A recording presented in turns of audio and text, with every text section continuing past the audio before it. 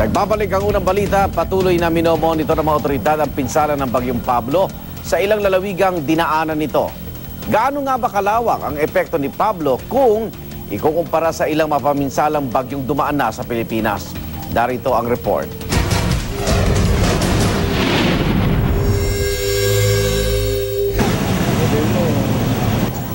Isa ang Bagyong Ondoy sa mga pinakamapaminsalang bagyong dumaan sa Metro Manila nitong mga nakaraang taon. Sa mapang ito, makikita ang mga lugar na napuruhan ng hagupit ni Ondoy.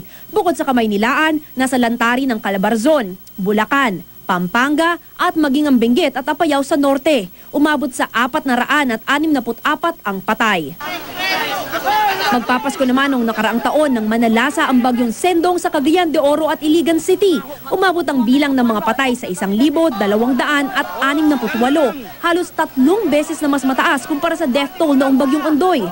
Ang bagsik ni Sendong, lubos na naramdaman sa hilagang bahagi ng Mindanao, Negros Oriental at Cebu. Ang ilang lugar na sinalanta ni Sendong noon, kabilang din sa mga dinaanan ng Bagyong Pablo ngayon. Sa pinakabagong tala ng NDRRMC, 322 ang naitalang patay sa bagsik ni Pablo. Para sa unang balita, Mav Gonzalez reporting.